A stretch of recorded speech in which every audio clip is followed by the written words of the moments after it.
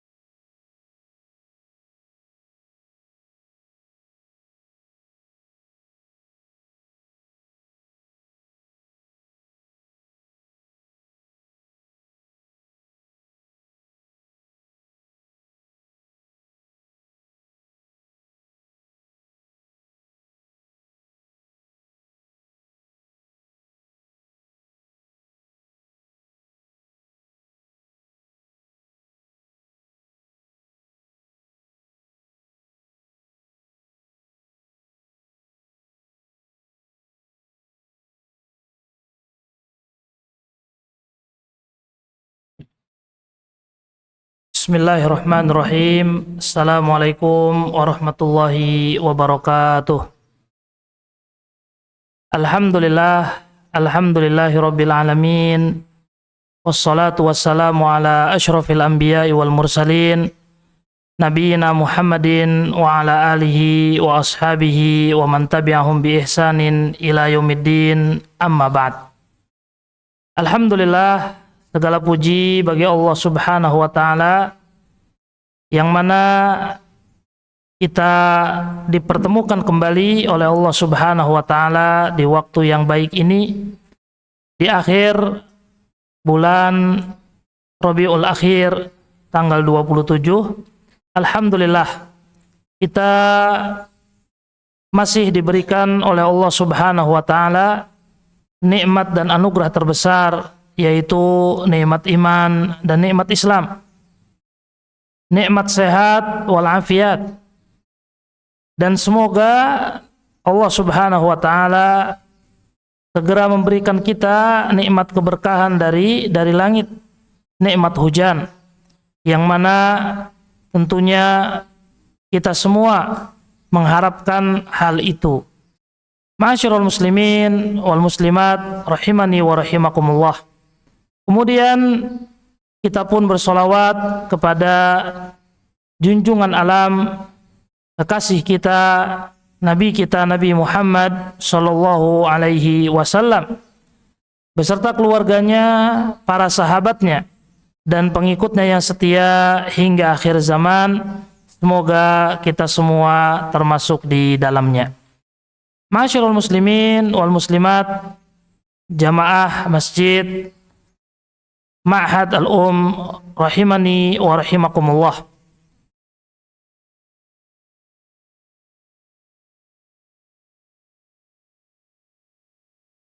Insyaallah pada pertemuan kali ini, setelah kita bertemu di beberapa pertemuan sebelumnya, kita masih dalam pembahasan syarah kitab Tauhid. Yang kita pakai di sini adalah kitab Fathul Majid, di mana Al-Imam Muhammad bin Abdul Wahhab At-Tamimi rahimahullahu ta'ala, beliau mengawali kitab Tauhid ini dengan ayat Al-Quran. Firman Allah Subhanahu wa ta'ala mengingatkan kita semua akan tujuan diciptakannya kita oleh Allah Subhanahu wa ta'ala. yaitu firman Allah Subhanahu wa taala pada surat Az-Zariyat ayat 56. Allah Subhanahu wa taala berfirman, "Wa ma khalaqtul jinna wal insa illa liya'budun." Simaklah ma'asyiral muslimin wal muslimat rahimani wa rahimakumullah. Tujuan dari diberikannya kesempatan hidup oleh Allah Subhanahu wa taala kepada kita untuk satu tujuan, yang mana kehidupan kita di dunia ini yang beraneka ragam, yang bermacam-macam, itu untuk menopang tujuan yang satu ini. Dan tidaklah aku, kata Allah Subhanahu wa taala, menciptakan jin dan manusia. Bangsa jin juga diperintahkan untuk tujuan ini, ma'asyiral muslimin wal muslimat. Dan manusia yaitu kita semua, milladun Adam, dari zaman Nabi Adam alaihi salam hingga akhir kiamat nanti, illa liya'budun, kecuali untuk beribadah kepadaku. Al-Imam Ibnu Katsir rahimahullahu ta'ala dalam tafsirnya menyebutkan liya'budun ay liyuwahidun. Makna liya'budun, untuk beribadah kepadaku, kepada Allah Subhanahu wa ta'ala, adalah mentauhidkannya, mengesakannya dalam segala bentuk peribadatan.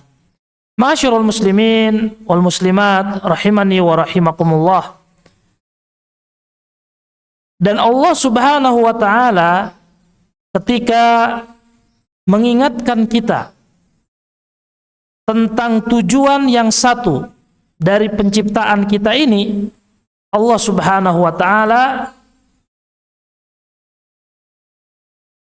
membarengi hal tersebut dengan hujjah-hujjah, dengan wasilah-wasilah, agar manusia, agar jin mengetahui bagaimana dia beribadah kepada Allah Subhanahu wa ta'ala. Maka Allah Subhanahu wa ta'ala mengutus para rasul. Maka Allah Subhanahu wa ta'ala menurunkan kitab-kitab untuk dijadikan itu semua sebagai hujjah, sebagai bukti, sebagai hal yang nanti kelak akan dipertanggungjawabkan kepada kita semua, ma'asyiral muslimin wal muslimat. Tidak ada uzur bagi mereka yang telah mendapatkan informasi terkait hal ini. Allah Subhanahu wa ta'ala menurunkan kitab-kitab, mengutus kepada kaum-kaum, kepada umat-umat, seorang utusan, para rasul, para nabi, untuk mengajarkan mereka, untuk menunjukkan kepada mereka tentang tujuan diciptakannya mereka oleh Allah Subhanahu wa ta'ala. Ketika para nabi sudah tidak ada, ketika para rasul sudah tidak ada, ditutup oleh diutusnya Rasulullah Shallallahu Alaihi Wasallam, maka tugas mendakwahkan ini, tugas untuk menerangkan hal ini, tugas untuk mengingatkan terkait tujuan diciptakannya kita oleh Allah Subhanahu wa ta'ala, beralih kepada para ulama, kepada para da'i, yang mana mereka disanjung oleh Rasulullah Shallallahu Alaihi Wasallam ketika mengambil dan mengemban tugas tersebut. Rasulullah Shallallahu Alaihi Wasallam bersabda, menyebutkan tentang keutamaan menuntut ilmu seperti ini, ma'asyiral muslimin wal muslimat. Dan seluruh dari kita memiliki tanggung jawab untuk mendakwahkan yang hak ini. Rasulullah Shallallahu Alaihi Wasallam bersabda, innal malaikata, sesungguhnya para malaikat, la tadau ajnihataha li talibil ilmi ridon bima yasna. Sesungguhnya para malaikat membentangkan sayap-sayap mereka. Dan sudah di beberapa pertemuan sebelumnya kita sedikit menyebut terkait dengan sifat malaikat yang sungguh besar, agung, ciptaan Allah Subhanahu wa taala itu, dengan sayap-sayap yang dikaruniakan oleh Allah Subhanahu wa taala kepada mereka. Para malaikat ini, masyarul muslimin wal muslimat, membentangkan sayap-sayap mereka bagi para penuntut ilmu seperti kita. Dan penuntut ilmu itu tidak dipatok dengan usia. Menuntut ilmu itu tidak hanya sebatas di bangku-bangku sekolah saja. Tapi Al-Imam Ahmad ibn Hanbal Asy-Syaibani rahimahullahu ta'ala, salah seorang imam madhab yang diriwayatkan beliau menghafalkan, beliau imam madhab dan juga muhaddits, ya, seorang ahli hadis. Diriwayatkan beliau hafidha alfi hadis. Beliau hafal 1.000.000 hadis. Luar biasa ini, ya. Maka yang 1.000.000 itu yang beliau pernah hafalkan itu dari sabda Rasulullah sallallahu alaihi wasallam, minimal ya gitu ya. Minimal kita juga memiliki bekal hafalan tersebut. Dan para ulama berusaha untuk memudahkan kaum muslimin ketika belum sempat untuk menghafalkan hadis-hadis yang begitu banyak, ribuan, puluhan ribu, ratusan ribu, bahkan jutaan tadi, masyarul muslimin wal muslimat. Ya, ruya diriwayatkan bahwa Imam Ahmad menghafal alfi hadis, ya, 1000-1000-nya hadis, berarti 1.000.000. Minimal kita menghafal apa yang diusahakan oleh para ulama. Dari banyaknya hadis tersebut dikumpulkan menjadi qawaid, ya, pondasi-pondasi agama kita dari beberapa hadis saja. Di antaranya kitab Al-Arba'un An-Nawawiyah yang ditulis oleh Imam Yahya bin Syaraf An-Nawawi rahimahullahu ta'ala. Enggak banyak, masyarul muslimin wal muslimat, yang mungkin di Ma'had Al-Um ini diwajibkan, ya, untuk dihafal. Ini bekal yang kalau dibandingkan dengan hazanah keilmuan hadis kurang dari 1%-nya gitu.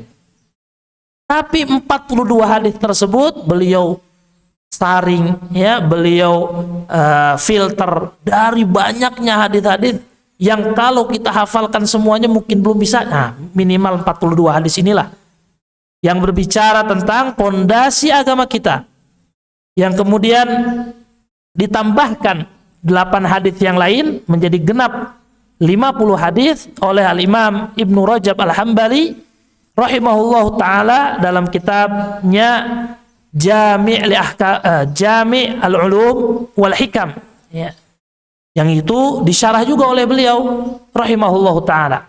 Jadi beliau melihat dari 42 hadis yang dicatatkan oleh Imam An-Nawawi masih ada beberapa yang kurang, ya, dari beberapa sisi pondasi keislaman kita.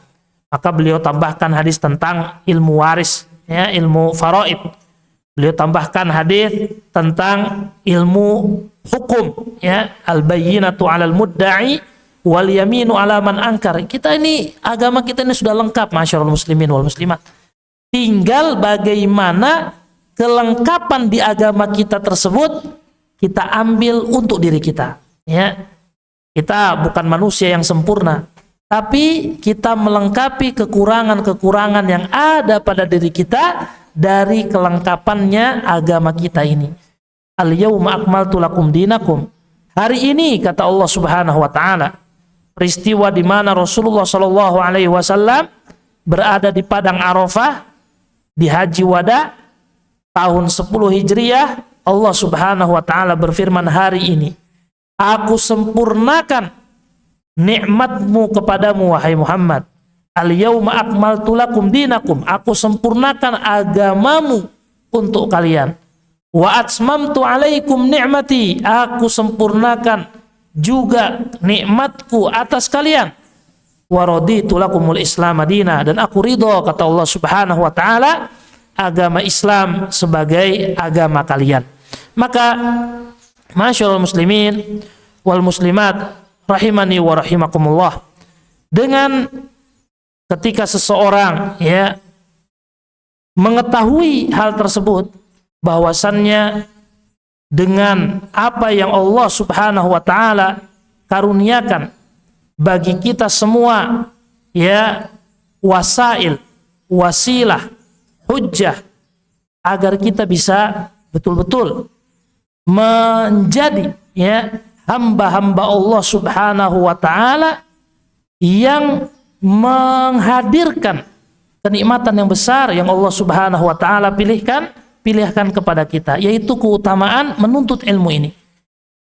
Innal malaikah, sesungguhnya para malaikat, la tadau ajnihataha li talibil ilmi ridon bima yasna, membentangkan sayap-sayap mereka untuk para penuntut ilmu seperti kita, karena mereka ridho, mereka kagum, mereka bahagia, mereka senang atas apa yang kita lakukan, yaitu menuntut ilmu. Kemudian dilanjutkan oleh Rasulullah sallallahu alaihi wasallam, wa innal ulama warathatul anbiya.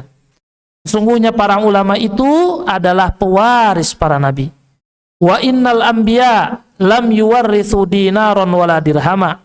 Para nabi tidak mewariskan harta, tidak mewariskan dinar, tidak mewariskan dirham, bahkan secara hakiki. Ketika Rasulullah sallallahu alaihi wasallam wafat, ibunda kita Aisyah radhiyallahu taala anha menuturkan tidak ada harta yang diwariskan oleh Rasulullah sallallahu alaihi wasallam. Seluruhnya diberikan ke Baitul Mal. Rasulullah sallallahu alaihi wasallam ini, ma'asyiral muslimin wal muslimat, bukan orang yang tidak berada. Beliau justru orang yang berada. Bahkan di haji wada'nya, beliau itu menyembelih hadyu itu bukan satu kambing. Jadi ketika seseorang diberikan oleh Allah Subhanahu wa taala nikmat untuk naik haji, dan ada 3 tata cara haji. Yang pertama haji apa? Ifrad, jadi hanya berangkat haji doang. Yang kedua namanya haji qiran, melakukan proses ibadah haji tapi diniatkan umroh juga. Dan yang terakhir namanya apa? Tamattu. Dan ini yang sering dan mayoritas dilakukan oleh kaum muslimin sekarang, bahkan dari negeri kita juga melakukan namanya haji tamattu. Umroh dulu, kemudian tahallul kembali halal, kemudian melakukan manasik haji di hari-hari pelaksanaan ibadah haji. Rasulullah Shallallahu Alaihi Wasallam menyebutkan dari 3 tata cara haji ini, yang pertama ifrad, tidak ada kewajiban membayar hadyu, tidak ada kewajiban untuk menyembelih kambing. Adapun qiran, yang menggabungkan niat haji dan niat umroh dengan 1 kali amalan, atau tamattu, yang menggabungkan umroh dan haji di 1 waktu walaupun berbeda amalannya, maka wajib untuk apa? Untuk menyembelih hadyu. Kewajibannya hanya 1 ekor kambing, masyarul muslimin wal muslimat. Tapi apa yang dilakukan oleh Rasulullah sallallahu alaihi wasallam? Beliau menyembelih 100 unta. Bukan hanya 1 unta saja gitu. 100 unta. 60 unta beliau sembelih sendiri. Dan 40 yang lain beliau wakilkan kepada sepupu dan juga menantu beliau, yaitu sahabat Ali bin Abi Thalib radhiyallahu taala anhu.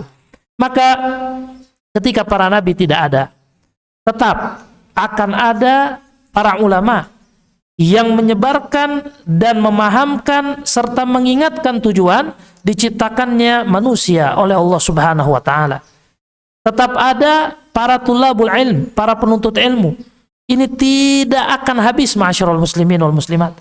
Karena Allah Subhanahu wa taala menjaga Al-Qur'an, dan perintah serta pengingat tujuan diciptakannya kita oleh Allah Subhanahu wa taala termaktub dalam Al-Qur'an. Maka sampai akhir zaman, sampai kiamat tiba, sebelum datangnya satu masa di mana kaum di mana umat manusia yang ada di dunia ini sudah tidak ada lagi yang muslim, maka setelah itu tibalah bangkitlah ketetapan Allah Subhanahu wa taala berupa kiamat dan musnahnya kehidupan dunia ini. Maka bersyukurlah kita kepada Allah Subhanahu wa taala dijadikan termasuk orang-orang yang dipilih oleh Allah Subhanahu wa taala menjadi orang-orang yang berada di barisan para penuntut ilmu. Dan penuntut ilmu ini tadi, ma'asyiral muslimin wal muslimat, tidak hanya terikat dengan jenjang sekolah, tidak hanya terikat dengan jenjang usia. Bahkan tadi Al-Imam Ahmad bin Hanbal rahimahullahu taala yang hafal 1 juta hadis, beliau suatu hari ditemui oleh tetangganya. Kenapa ditemui oleh tetangganya? Maka kita simak perkataan tetangga Imam Ahmad bin Hanbal rahimahullahu taala yang ketika itu beliau hidup di satu daerah bernama Baghdad. Baghdad ini sekarang menjadi ibu kota dari negara Irak. Tetangga beliau di kota Baghdad mendatangi Imam Ahmad bin Hanbal hanya untuk memberikan pernyataan kekaguman sekaligus keheranannya. Jadi beliau ini takjub dengan Imam Ahmad bin Hanbal sekaligus heran. Apa keheranan dan ketakjuban itu terkait dengan keadaan Imam Ahmad bin Hanbal? Ya Imam, lima ra'aituka mundhu 30 sanah tahmilu hadhihi ad-daftar. Atau kama qala. Wahai Imam, aku melihatmu membawa buku, beserta pena tentunya, beserta alat menuntut ilmu, selama 30 tahun menjadi tetanggamu. Dan engkau sekarang sudah senja, sudah di usia di atas 60 tahun. Kenapa engkau masih, semangat itu masih tetap ada? Ini tetangganya ini cuma kagum sama heran doang, ma'asyiral muslimin. Tapi gak ikut menuntut ilmu. Wallahu a'lam, mungkin menuntut ilmu, mungkin tidak. Tapi keheranan tersebut dijawab oleh Imam Ahmad bin Hanbal rahimahullahu taala, yang perkataannya ini menjadi salah satu hikmah, salah satu kata bijak yang kemudian dituliskan oleh para ulama, di antaranya dalam kitab Minhajul Qasidin yang ditulis oleh Al-Imam Ibnu Qudam Al-Maqdisi rahimahullahu taala, dalam kitab Shaidul Khatir yang ditulis oleh Imam Ibnul Jauzi rahimahullahu taala, dan beberapa kitab yang kontemporer seperti Sabrul Ulama yang ditulis oleh Syekh Abu Ghuddah rahimahullahu taala, dan hikmah tersebut juga anak cantumkan dalam buku yang anak karyakan. Anak menulis buku judulnya Al-Hikam. Di situ hikmah itu anak tuliskan. Apa kata beliau? Atlubul ilma, aku senantiasa menuntut ilmu, ila an ado'a qadami fil jannah. Aku akan senantiasa terus menuntut ilmu sampai aku merasa yakin kakiku sudah berada di surganya Allah Subhanahu wa taala. Maka di sini ma'asyiral muslimin wal muslimat rahimani wa rahimakumullah, kita teringat perkataan ulama yang lain terkait hal ini. Al-ilmu minal mahbarati ilal maqbarah. Menuntut ilmu itu dari ketika seseorang mengerti bagaimana tata cara dia memakai tinta, maksudnya menulis, sampai dia masuk ke liang lahat.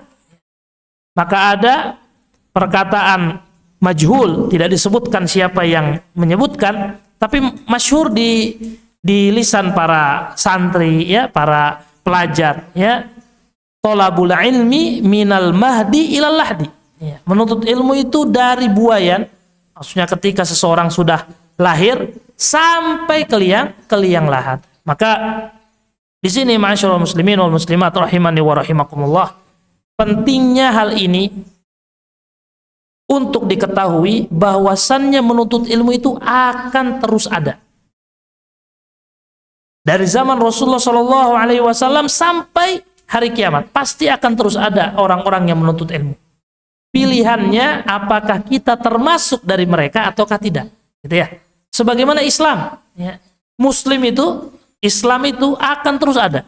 Kenapa? Karena Allah Subhanahu Wa Taala menjamin, ya, agama ini sebagai agama yang diridhoi olehnya dari zaman Nabi Adam, dan tidak ada syariat yang lain setelah syariat Nabi Muhammad SAW, maka akan terus, ya, akan terus eksis, ya. Seberingas-beringas dan bejatnya orang Yahudi ingin membunuh seluruh kaum muslimin, misalkan di Palestina misalkan sekarang, mustahil, ya. Mustahil untuk dia lakukan, ya. Kita harus yakin itu.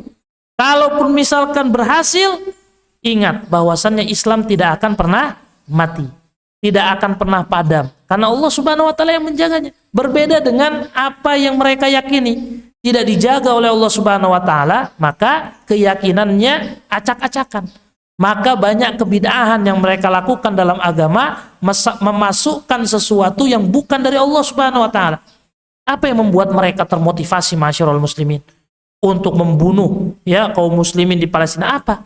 Karena mereka disusupi pemikiran protokol Zion, itu yang Anda pernah dengar, ya. Siapa yang menulis? Seorang Yahudi, yang mana Yahudi ini bukan ulama, ya, bukan juga rohib, bukan juga menurut anggapan mereka, bukan juga orang yang mewakili Tuhan, ya, dari sisi kacamata mereka. Tapi kenapa dipercayai, ya? Kenapa, ya, protokol Zion yang dia buat, Theodor Herzl kalau nggak salah namanya, itu dijadikan sebagai apa? Sebagai patokan. Apa patokannya? Untuk membangun Candi Sulaiman, Solomon Temple, yang adanya di Quds, yang pondasinya adanya di Masjidil Aqsa. Sekarang itu perangnya bukan di Masjidil Aqsa, tapi di Gaza. Betul. Kalau misalkan Gaza sudah nggak ada, kaum muslimin di sana nggak ada, kan semakin sedikit, ya. Mereka itu ingin menyingkirkan orang-orang yang menghalangi mereka untuk melakukan apa yang mereka yakini, dan keyakinan itu tidak berdasar, masyarul muslimin wal muslimat. Kenapa? Karena memang agamanya sudah dirusak-rusak, sudah dirubah-rubah. Allah Subhanahu Wa Taala langsung yang menyebutkan, ya, bahwa mereka orang Yahudi, orang Nasrani merubah, ya, yuharrifunal kalima an mawadhi'ihi, merubah perkataan-perkataan, ya, dari tempat asalnya dirubah ke yang lain, diganti, dibeginikan, ya. Adapun Islam, inna nahnu nazzalna dzikra wa inna lahu lahafizun. Allah Subhanahu Wa Taala menurunkan Al-Qur'an, pedoman kita, syariat yang terkandung dalam Al-Qur'an jelas, ya, dan Allah Subhanahu Wa Taala yang akan menjaganya. Dan bentuk penjagaan Allah seperti Ma'had ini, ya, bertebarnya Ma'had tahfidz. Apa yang dihafal? Al-Qur'an, ya. Ini merupakan sebab yang Allah Subhanahu Wa Taala sebutkan, akibatnya sudah ada, yaitu penjagaan Al-Qur'an. Sebabnya munculnya Ma'had tahfidz, ya, adanya program-program tahfidz. Ya, mungkin 30 tahun yang lalu, 40 tahun yang lalu, ya, bagi yang sudah hidup, ya, di 40 tahun yang lalu tidak semenjamur ini, ya, sarana dan apa, ketertarikan masyarakat, ya, untuk menghafalkan Al-Quran.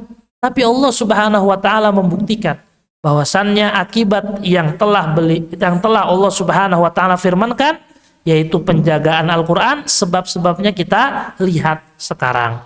Masyarul muslimin wal muslimat rahimani wa rahimakumullah. Bangsa jin adalah bangsa yang juga diperintahkan untuk menyembah Allah Subhanahu Wa Taala. Bahkan Rasulullah Shallallahu Alaihi Wasallam sendiri diutus kepada mereka, ya. Dalam sebuah hadis sahih, Rasulullah Shallallahu Alaihi Wasallam pernah bersabda, innama bu'ithtu litsaqalain. Sungguh aku diutus untuk dua bangsa. Siapa itu? Ya, bangsa manusia dan bangsa jin. Untuk beribadah. Sekarang ketika seseorang mengetahui tujuan hidupnya adalah ibadah kepada Allah Subhanahu Wa Taala, maka dia wajib untuk mengetahui apa itu ibadah. agar dia melakukannya sesuai dengan apa yang diridhoi oleh Allah Subhanahu wa taala, ya. Syekhul Islam Ibnu Taimiyah rahimahullahu taala di sini disebutkan oleh penulis, pengertian dari ibadah itu adalah universal, ya. Tidak hanya ibadah itu sebatas sholat, sebatas di masjid, ya. Kalau ibadah di masjid, di luar masjid terserah mau ibadah atau tidak. Ternyata ibadah itu luas, masyarul muslimin wal muslimat. Beliau mengatakan, mendefinisikan ibadah, al-ibadatu ismun jami'. Ibadah itu satu istilah yang paripurna, satu istilah yang menyeluruh, satu istilah yang mencakup. Ma yuhibbuhullahu ismun jami'un likulli ma yuhibbuhullah. Satu istilah, satu nama ibadah ini yang mencakup seluruh yang dicintai oleh Allah Subhanahu wa taala dan diridhoi olehnya. Minal aqwali wal af'al, dari perkataan dan perbuatan, adz-dzahirah wal batinah, yang nampak maupun yang tidak nampak. Maka segala sesuatu yang dicintai oleh Allah Subhanahu wa taala dan diridhoi olehnya terbagi menjadi dua, ma'asyiral muslimin wal muslimat. Bisa memang, ya, perkara tersebut, perbuatan tersebut, perkataan tersebut memang sudah ditentukan sebagai ibadah yang dengannya seseorang mendekatkan diri kepada Allah Subhanahu wa taala. Ini namanya ibadah mahdhah. Perbuatan, perkataan yang memang sedari asalnya sudah ditentukan oleh Allah Subhanahu wa taala sebagai sarana kita mendekatkan diri kepada Allah Subhanahu wa taala dengan ibadah tersebut.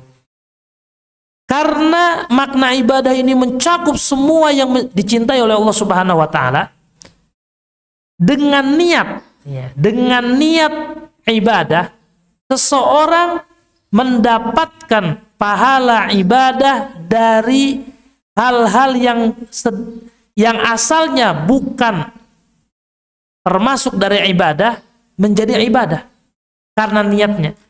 Ini disebut sebagai ibadah ghairu mahdhah, yang mana perbuatan rutin, perbuatan fitrah misalkan, ya, perbuatan amaliyah sehari-hari, rutinitas seseorang yang tidak memiliki catatan, ya, dari Allah Subhanahu wa taala ataupun dari Rasulnya sebagai perbuatan atau perkataan ibadah, ketika dilakukannya menjadi ibadah saat seseorang meniatkannya untuk ibadah kepada Allah Subhanahu wa taala. Contohnya ibadah mahdhah yang kita ketahui, salat, ya, zakat, saum, haji, berwudu, ya, membaca Al-Qur'an.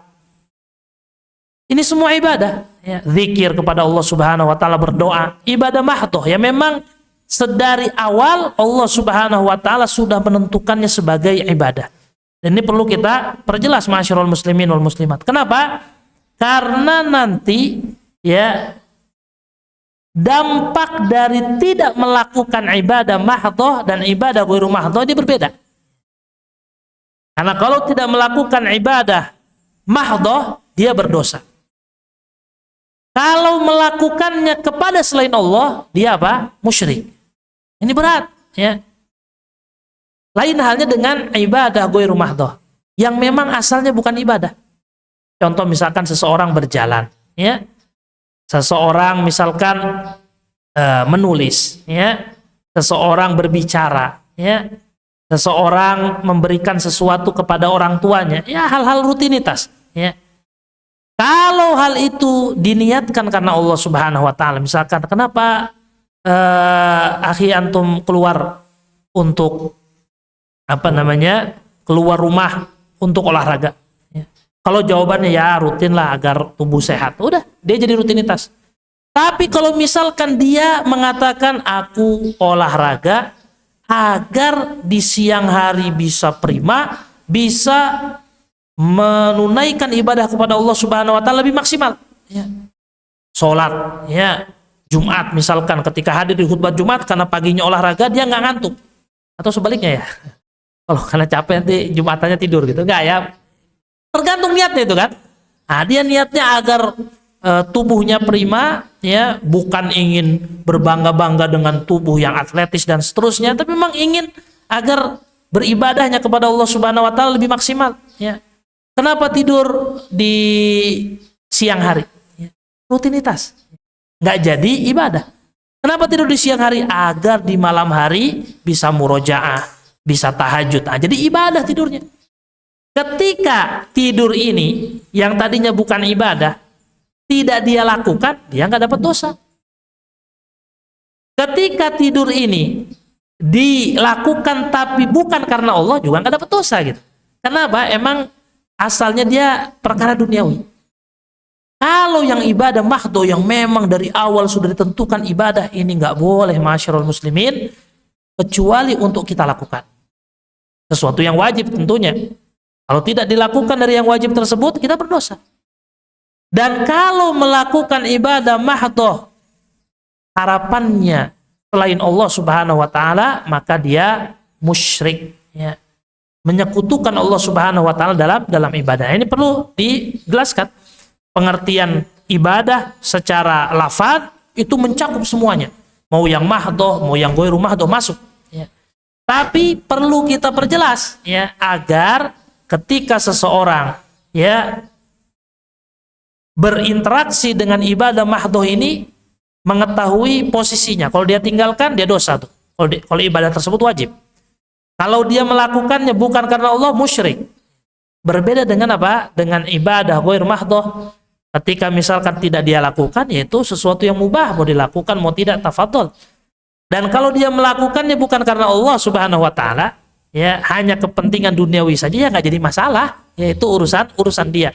Seperti orang misalkan, ya, belajar naik agar bisa nyetir motor, nyetir mobil, ya, dan seterusnya, misalkan nyetir pesawat. Untuk apa engkau pelajari ini semua? Ya, untuk biar punya skill, keahlian hidup, ya sudah, ya. Tapi menjadi ibadah ketika diniatkannya karena Allah.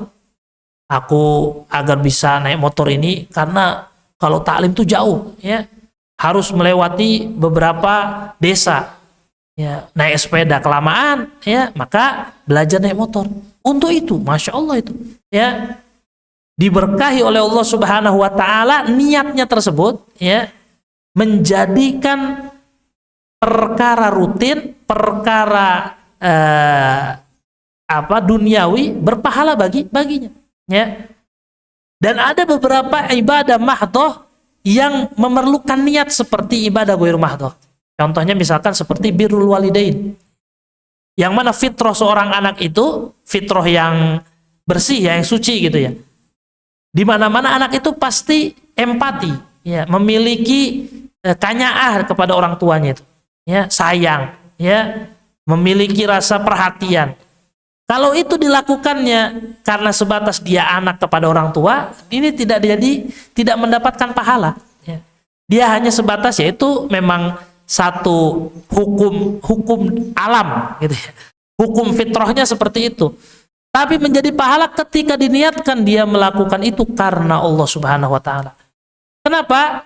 Kalau hanya sebatas hukum alam, dia akan menuruti seluruh permintaan orang tuanya sekalipun bersinggungan dengan kemaksiatan kepada Allah Subhanahu wa taala. Maka perlu niat dalam birrul walidain. Hingga akhirnya ketika orang tuanya menyuruh sesuatu yang mana hal tersebut bertentangan dengan, ya, keridhaan Allah Subhanahu wa taala, justru malah, ya, beriringan dengan kemaksiatan kepada Allah, dia meninggalkan itu. Dia nggak mau, ya. Sebagaimana yang dilakukan oleh Nabi Ibrahim, ya. Dia berbakti sama orang tuanya. Tapi ketika diminta untuk menyembah patung-patung yang dibuat oleh bapaknya sendiri, ya ngapain katanya. Ya, akhirnya ditinggalkan, tidak mau. Nah, ini perlu untuk diperhatikan terkait jenis ibadah tadi, ibadah mahdoh dengan ibadah ghairu mahdoh yang secara umum. Ibadah mahdoh ini ketika ditinggalkan, yang wajibnya mendapatkan dosa, ketika dilakukan, ya, mengharapkan selain Allah Subhanahu wa taala, dia mendapatkan dosa kesyirikan. Tapi ibadah ghairu mahdoh, hal yang atau perkara-perkara duniawi yang jika diniatkan karena Allah dia mendapatkan pahala karena niatnya. Kalau dia tidak meniatkan karena Allah, yaitu perkara duniawi yang boleh-boleh saja dia melakukannya.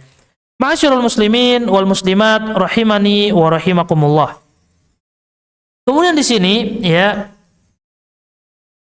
pensyarah di sini menuliskan beberapa dalil ya, yang menguatkan firman Allah Subhanahu wa taala di surat Az-Zariyat ayat 56 tadi terkait tujuan diciptakannya kita oleh Allah Subhanahu wa taala.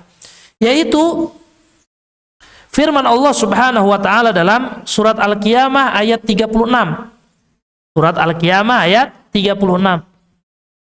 Yang mana bentuk dari ayat ini dikenal dalam ilmu ulumil Quran, itu namanya su'alun ingkari. Pertanyaan dari Allah yang tidak perlu kita jawab dan perlu untuk kita renungkan, karena jawabannya akan jelas ketika kita membaca ayat tersebut. Allah Subhanahu wa taala berfirman, ayahsabul insanu an yutraka sudah. Apakah manusia mengira mereka diciptakan untuk hal yang sia-sia? Jadi kita diciptakan nggak ada gunanya gitu. Ini kalau ada seseorang membuat sesuatu, perumpamaannya jauh dengan Allah Subhanahu wa taala tentunya, walillahil matsalul a'la. Ada seseorang membuat sesuatu tapi nggak bermanfaat, ya, nggak tahu tujuannya apa. Maka kalau orang itu masih kondisinya balita, anak kecil, ya baik-baik saja. Kenapa? Karena anak kecil akalnya belum sempurna, belum balik, belum bisa memahami. Tapi kalau orang yang sudah dewasa, ya, membuat sesuatu yang dia tidak tahu kegunaannya untuk apa, pasti akan dicibir. Ya, ngapain? Ngabisin waktu, ngabisin tenaga, ya, sia-sia. Ya. Dan Allah Subhanahu wa taala nggak mungkin seperti itu, ma'asyiral muslimin wal muslimat. Menciptakan manusia begitu saja tidak disia-siakan dalam artian, ya.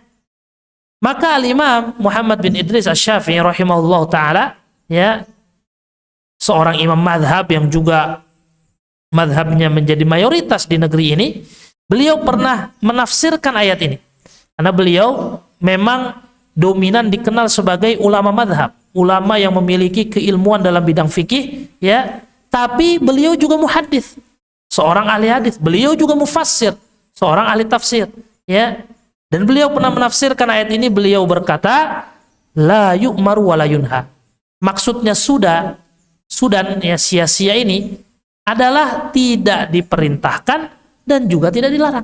Apakah Allah Subhanahu wa taala menciptakan kita untuk tidak memerintahkan kita apapun dan untuk tidak melarang kita apapun? Nah, ini orang-orang ateis begitu. Dia mengatakan, ya saya diciptakan begini, nggak punya Tuhan dia. Lahir begitu saja. Loh, kalau misalkan bumi yang besar seperti ini, yang kita berada di atasnya, tinggal di atasnya, langit yang tanpa tiang yang luar biasa, nggak tahu kita ujungnya sebelah mana, nggak tahu, ya. Yang luar biasa nih ciptaan Allah Subhanahu wa taala ini tidak memiliki pencipta menurut apa? Menurut pemikiran orang ateis. Ya. Ladiniyah, nggak punya agama, nggak punya Tuhan, ya. Tapi ketika kita katakan kepada mereka, nih kipas angin yang nyala ini, ada nggak yang ngebuat? Ada. Ini gimana ceritanya? Kipas angin yang begitu sederhana, ya, tidak sampai sepersekian, ya, persen dari besarnya bumi ini, ya, mungkin 0,0 sekian triliun persen dari bumi ini ada yang menciptakan. Bagaimana bumi, alam semesta, manusia, jin, hewan, semuanya ini datang begitu aja, ya, ad-dahriyah gitu, ya. Karena zaman ada maka benda-benda itu ada, nggak bisa, ya. Maka orang yang berakal itu, ya, pasti akan dengan mudah dia mengetahui bahwasannya diciptakan oleh Allah Subhanahu wa taala untuk sesuatu tujuan. Dan tujuan itu Allah Subhanahu wa taala sebutkan tadi, yaitu untuk beribadah dan mentauhidkan Allah Subhanahu wa taala dalam segala bentuk peribadatan. Ayat yang lain, ma'asyiral muslimin wal muslimat rahimani wa rahimakumullah. yaitu firman Allah Subhanahu wa taala dalam surat Al-Baqarah. Ya, ayat 21. Di mana Allah Subhanahu wa taala, kalau kita perhatikan dalam Al-Qur'an, perintah pertama dalam Al-Qur'an, maksudnya urutan mushaf gitu ya. Dari Al-Fatihah, Al-Baqarah, Al-Imran, ya. Bukan ayat pertama turun. Kalau ayat pertama turun kan Iqra. Tapi urutan mushafnya jauh sekali, dia di juz 30. Tapi kalau kita lihat dari urutan mushaf, perintah pertama dari Allah Subhanahu wa taala adalah perintah untuk mentauhidkannya. Ya ayyuhan nas, u'budu rabbakum. Wahai manusia, sembahlah Rabb kalian. Ya. Tauhidkanlah Allah Subhanahu wa taala dalam ibadah-ibadah kalian. Ini perintah pertama dalam Al-Qur'an. Dari urutan mushafnya, perintah untuk mentauhidkan Allah Subhanahu wa taala jelas, ya. Menegaskan bahwa bukan sebatas Allah Subhanahu wa taala menciptakan kita untuk mentauhidkannya, tapi Allah Subhanahu wa taala memerintahkan kita pula untuk itu. Ya ayyuhan nasu taqu, ya ayyuhan nasu ubudu rabbakum alladzi, ya ayyuhan nasu ubudu rabbakum. Ya, wahai manusia, ya, sembahlah Rabb kalian. Dan di ayat setelahnya, ayat 22, Allah Subhanahu wa taala berfirman menyebutkan larangan pertama kali dalam Al-Qur'an adalah larangan melakukan kesyirikan. Fala taj'alu lillahi andada wa antum ta'lamun. Maka janganlah sesekali kalian menjadikan bagi Allah Subhanahu wa taala sekutu-sekutu dalam beribadah. Jadi larangan pertama kesyirikan, perintah pertama tauhid. Ya. Wa antum ta'lamun, sedangkan kalian mengetahui bahwa hal itu merupakan perkara yang dimurkai oleh Allah Subhanahu wa taala. Masyarul muslimin wal muslimat rahimani wa rahimakumullah. Kemudian penulis juga menyebutkan ayat yang lain, menguatkan ayat terkait dengan tujuan Allah Subhanahu wa taala menciptakan kita semua, yaitu firman Allah Subhanahu wa taala di surat An-Nisa ayat 64. Allah Subhanahu wa taala berfirman, "Wa ma arsalna mir rasulin illa liyuta'a biiznillah." Tidaklah, kata Allah Subhanahu wa taala, kami utus, ya, dari utusan kami kecuali apa? Illa liyuta'a biiznillah, kecuali untuk ditaati. Ya. Dan apa yang dibawa oleh para rasul dan apa yang dibawa oleh para nabi, ya, yaitu ayat kedua yang disebutkan oleh penulis, oleh Al-Imam Syekh Muhammad bin Abdul Wahhab rahimahullahu ta'ala. Ayat kedua di pembukaan kitab Tauhid ini, yaitu firman Allah Subhanahu wa ta'ala di surat An-Nahl ayat 36. Walaqad ba'atsna fi kulli ummatin rasulan an i'budullah wajtanibut taghut. Dan telah kami utus, kata Allah Subhanahu wa taala, pada setiap umat. Tidak ada alasan, ya. Umat Rasulullah Shallallahu alaihi wasallam, dalam sebuah hadis Rasulullah Shallallahu alaihi wasallam menyebutkan umatku itu, ya, takmilatus sab'ina ummah. Penyempurna atau bahkan lebih sempurna dibanding 70 umat, ya, orang-orang terdahulu. Ini termasuk dari hadis-hadis yang menyebutkan karomah, kemuliaan umat Islam ini, masyarul muslimin wal muslimat. Kemuliaan umat Rasulullah Shallallahu alaihi wasallam. Kita ini keutamaannya lebih daripada keutamaan 70 umat sebelum kita. Bahkan kita diberikan oleh Allah Subhanahu wa taala banyak keutamaan-keutamaan yang Allah tidak memberikannya kepada umat-umat sebelum kita. Di antaranya kemuliaan hari Jumat. Ya. Rasulullah Shallallahu alaihi wasallam bersabda, "Khairu yaumin tala'at fihi syamsu yaumul Jum'ah." Hari terbaik yang terbit di pagi harinya matahari itu hari Jumat. Ya. Fihi khuliqa Adam. Di hari Jumat diciptakan Nabi Adam alaihissalam.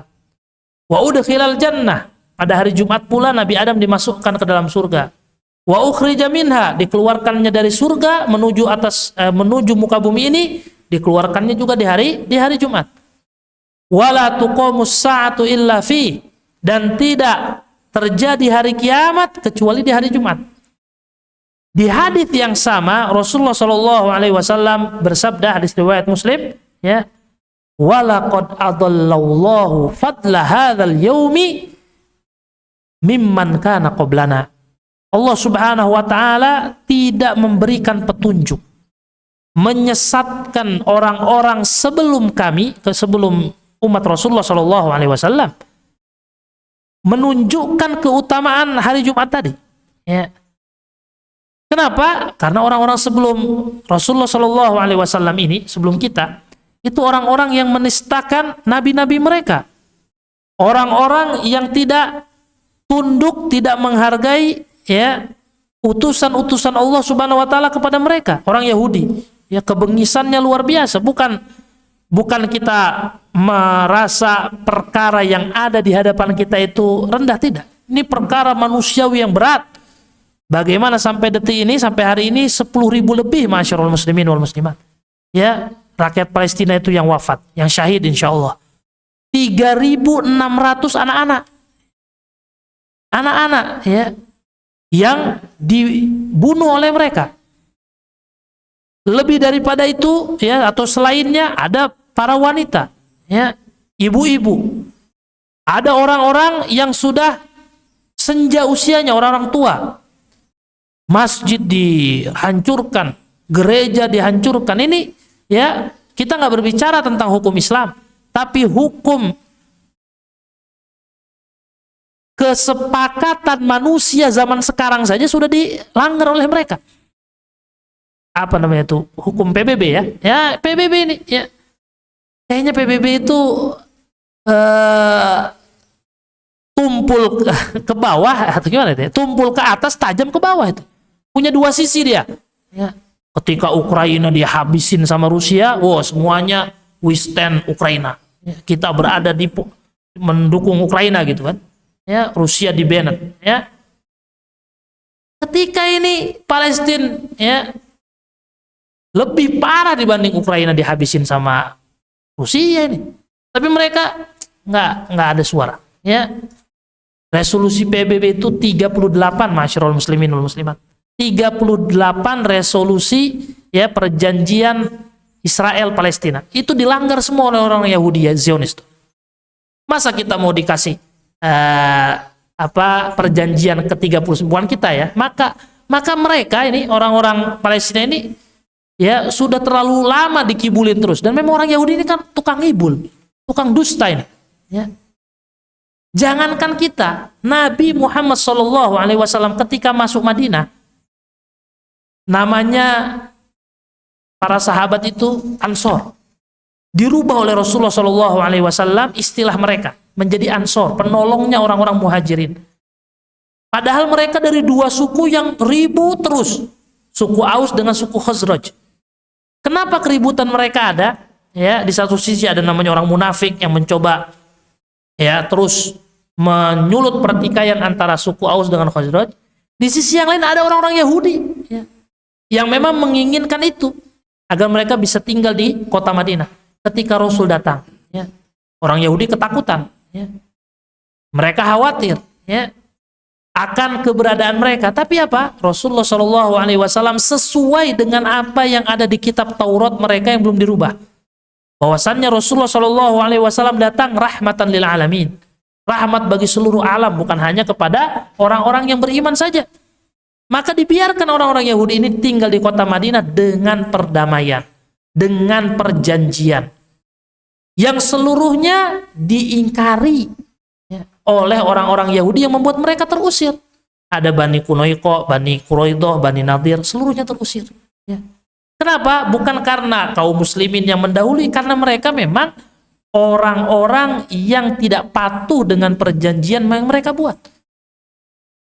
Maka ma'asyiral muslimin wal muslimat rahimani wa rahimakumullah, Allah Subhanahu wa taala tidak memberikan orang-orang Yahudi orang-orang Nasrani pun demikian. Ya, hidayah petunjuk akan kemuliaan hari Jumat karena ya ketidakpatuhan mereka pada nabi-nabi, rasul-rasul yang diutus kepada mereka.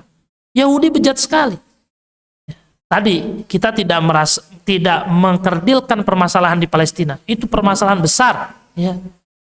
Ini nyawa. Ya. Tapi kalau melihat sejarah Yahudi, mereka lebih parah sebenarnya daripada itu. Bukan hanya manusia biasa. Para nabi dan rasul pun mereka ya bunuh, ya. Bersama Nabi Yahya, Nabi Zakaria, Nabi Isa sendiri menurut kacamata mereka kan mereka sudah membunuhnya gitu.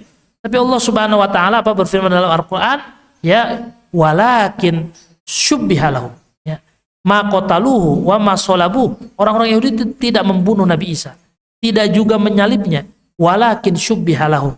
Tapi ya menyerupakan sosok Nabi Isa kepada seseorang, ya. Ada yang mengatakan namanya Yahuda dan seterusnya, wallahu alam. Kemudian apa? Itulah yang disalib oleh orang-orang Yahudi. Ya, ini maka betul kata Allah Subhanahu wa taala dalam Al-Qur'an, ya, kita nggak boleh jadi orang Yahudi. Ghairil maghdubi alaihim, jangan seperti mereka punya ilmu tapi nggak mau diamalkan. Dan jangan juga seperti orang Nasrani, ya, beramal tapi apa? Tanpa ilmu. Dan kesesatan orang Nasrani ini jelas, masyarul muslimin wal muslimat. Bayangkan, mereka menuhankan sosok nabi yang mereka yakini juga disalib gitu. Yang mereka yakini juga dibunuh gitu. Maka mereka itu ya tidak memiliki tempat di komunitas Yahudi, ya, tapi tetap menganggap Yahudi sebagai kakak mereka. Orang Yahudi itu menghina sekali orang Nasrani. Maka dari itu tidak mengherankan kalau gereja juga dihantam habis, dihancurkan di Palestina sekarang. Karena mereka nggak menganggap Nasrani, mereka menganggap itu Nabi Isa anak dari pezina, naudzubillah. Ya, mereka menganggap Maryam alaihissalam sebagai pezina, pelacur. La haula wala quwwata illa billah. Tapi orang Nasrani menganggap orang Yahudi kakak mereka, maka dimasukkan Taurat dalam Bible sebagai perjanjian lama. Ini orang sesat memang. Ya, maksudnya kesesatan yang nyata yang kita diminta oleh Allah Subhanahu wa taala untuk tidak mengikuti mereka, ya. Jadi melakukan sesuatu tanpa ilmu. Jelas banget sesatnya, ya. Bagaimana mungkin seseorang yang ya dihinakan tapi tetap mengakui orang yang menghinanya tersebut. Itu orang-orang Nasrani, ya. Mereka betul-betul nggak punya posisi apa-apa di depan orang Yahudi, tapi mereka tetap menganggap Yahudi sebagai kakak mereka. La haula wala quwata illa billah. Masyarul muslimin wal muslimat rahimani wa rahimakumullah. Kita tutup ya dengan pembahasan di ayat yang kedua ini, ayat surat An-Nahl ayat 36, yang mana kita selesaikan dulu tadi ya, fadilah dari hari Jumat tadi. Rasulullah sallallahu alaihi wasallam bersabda, "Walaqad hadana lahu." Ya Allah Subhanahu wa taala menyesatkan orang Yahudi, Nasrani agar tidak mengetahui kemuliaan hari Jumat dan memberikan kita petunjuk untuk mengetahui ya keutamaan hari Jumat tersebut, ya. Maka dijadikan oleh orang-orang Yahudi justru memuliakan hari setelahnya, padahal nggak ada kemuliaan hari Sabtu sebenarnya, ya. Dan juga menjadikan orang Nasrani ya mengistimewakan hari Ahad, padahal nggak ada keistimewaan di hari Ahad tersebut, yang ada justru di hari Jumat. Masyarul muslimin wal muslimat rahimani wa rahimakumullah. Di sini Allah Subhanahu wa taala menyebutkan dengan jelas, walaqad ba'atsna fi kulli ummatin rasula. Telah kami utus kepada seluruh umat utusan. Maka tidak ada yang memiliki udzur, ya. Untuk tidak apa? Ani'budullah. Yang mana seluruh utusan itu, para rasul, para nabi, ya dakwahnya adalah mengesahkan Allah Subhanahu wa taala. Sembahlah Allah Subhanahu wa taala. Tauhidkanlah Allah Subhanahu wa taala dalam ibadah kalian. Wajtanibut taghut, dan jauhilah para taghut. Insyaallah taala di pertemuan yang akan datang kita akan membahas ya dan memperinci makna dari taghut ini, yang secara umum taghut adalah kullu ma'ubida min dunillahi ta'ala. Segala sesuatu yang diibadahi selain Allah itulah taghut. Walaupun nanti perinciannya sebagaimana yang ditulis penulis di sini, ada beberapa kategori seseorang beribadah kepada togut, ya, yang mana kategori tersebut harus kita ingatkan lagi. Jangan sampai seseorang menganggap togut itu, ya, sosok patung yang disujudkan oleh manusia, ya, sosok misalkan berhala sebagaimana yang dilakukan oleh orang Quraisy, yang mungkin, ya, itu tidak akan kita temui sekarang di, ya, di komunitas kaum muslimin yang sehat. Walaupun sudah mulai ada, ya, sisi-sisi ketidaksehatan fitrah kaum muslimin ketika di momen-momen tertentu buat patung-patung, ya. Namanya bukan patung, namanya panjang, ya, atau apalah, misalkan ini kan bentuknya bentuk yang unik gitu kan, ya, bentuk sosok-sosok misalkan kartun-kartun, ya, tapi ini benih-benih, ya. Dan sebelum jadi pohon harus dipites dulu benihnya biar nggak tumbuh gitu, ya. Dan itu adalah kebijakan, ya, adalah tanggung jawab dari mereka yang diamanahi oleh Allah Subhanahu wa taala kepemimpinan. Ya, kita, ya, tugas kita mendakwahkan, kita mengingatkan, kita menasihati, tapi mereka para pemimpin desa, kampung, ya, RT RW, mereka lah ini, ya, nggak mudah akan dimintakan pertanggungjawaban oleh Allah Subhanahu wa taala, ya, ketika bersepakat misalkan buat patung-patung besar, ya, yang mungkin awalnya hanya sebatas untuk memeriahkan satu acara, tapi ketika dilakukan berkesinambungan terus-menerus, dan bid'ah itu masyarul muslimin wal muslimat, itu kan inovasi, ya. Inovasi dalam agama itu tidak akan terhenti. Yang menghentikan itu adalah ittiba. Ketika kita mengikuti Rasulullah Shallallahu Alaihi Wasallam, tuntunan beliau, maka akan ada patokan yang jelas. Tapi kalau misalkan kebid'ahan itu nggak ada patokan yang jelas, ya, akhirnya berbeda antara kebid'ahan yang di Indonesia, di Malaysia, di Afrika, itu beda-beda. Karena memang tidak berasal dari sumber yang satu, tidak berasal dari Al-Quran, tidak berasal dari hadis, ya, tidak berasaskan dari dua pedoman yang Allah Subhanahu wa taala jadikan sebagai pedoman hidup kita semua. Baik, masyarul muslimin wal muslimat rahimani wa rahimakumullah. Masih ada waktu sekitar 5 menit. Jika ada pertanyaan dipersilahkan. Jika tidak, nanti kita tutup dengan doa karena waktu sudah mulai mendekati zuhur. Mohon maaf atas keterlambatan karena ada ada kedatangan tamu dari Bandung mendadak, gitu ya. Datangnya masih malam gitu. Cuman karena telat datangnya, akhirnya baru anak temui tadi pagi. Jadi dari Serang startnya kurang lebih awal. Lumayan memang kalau dari Serang ini, kalau telatnya setengah jam, ya nyampe sini juga telatnya setengah jam. Dan seperti itu. Jadi mohon maaf atas keterlambatan di kesempatan kali ini. Silakan akhi. Siap.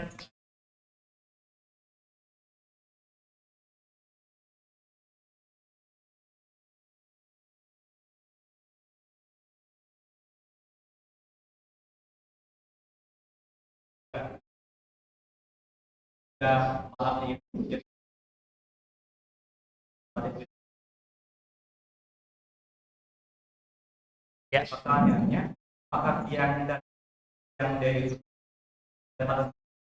tidak. Baik. Terima kasih atas pertanyaannya.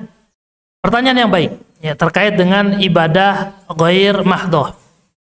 Ketika seseorang mendapatkan akibatnya itu ibadah mahdoh yang disunnahkan atau yang diwajibkan bahkan, ya, oleh Allah Subhanahu wa taala kepada kita. Ya, contoh tadi misalkan sholat malam.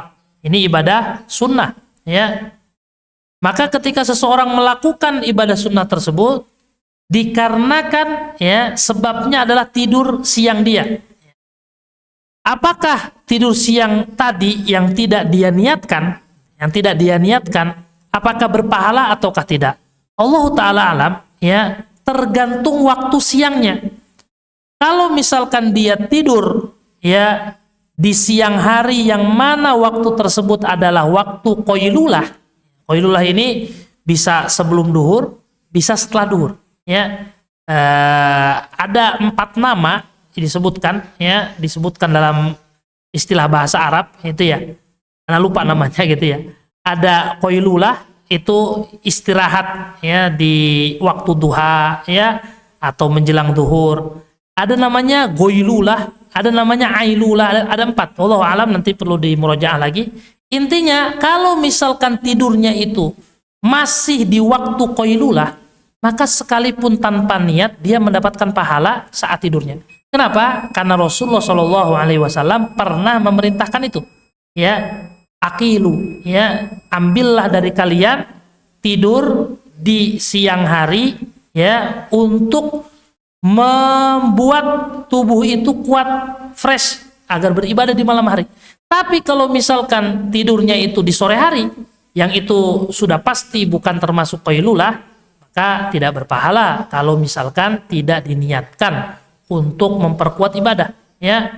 Walaupun nanti ada catatan apakah tidur di sore hari sehat ataukah tidak, ya. Kalau misalkan ya tidurnya di sore hari itulah yang membantu dia bisa bangun di malam hari, atau tidurnya di awal malam itu yang membantu dia untuk bisa bangun di akhir malam, itu perlu niat. Kalau misalkan tidak diniatkan, maka tidur tersebut ya sebagai rutinitas saja. Tapi kalau diniatkan, maka menjadi ibadah ghairu mahdhah yang berpahala di sisi Allah Subhanahu wa taala. Maka akhirnya agama kita itu, ma'asyiral muslimin wal muslimat, agama niat. Niat ini sederhana tapi urgent, ya. Karena dengan niat, apa kata Al-Imam, kita tutup dengan perkataan seorang tabi'in, Abdullah ibnul Mubarak rahimahullahu taala, ya, rubba amalin kabirin tusaggiruhun niyah. Betapa banyak amalan-amalan besar, ya, justru berpahala kecil karena niatnya. Haji pahalanya besar, masyarul muslimin. Wal hajjul mabrur laisa lahu jazaa'un illal jannah. Haji yang mabrur itu nggak ada pahalanya kecuali surga. Tapi haji agar bisa dibaliho-baliho untuk akhir tahun seperti ini, agar ada namanya ha semua itu. Kalau itu udah ya justru malah apa? Malah rendah itu. Bisa jadi malah tidak berpahala sama sekali. Bisa jadi malah dosa. Ya. Wa rubba amalin shaghirin tukabbiruhun niyah. Dan betapa banyak juga perkara-perkara yang kecil, amal-amalan yang sederhana, amal-amalan yang rutinitas menjadi berpahala besar di sisi Allah Subhanahu wa taala karena niat yang mengerjakannya.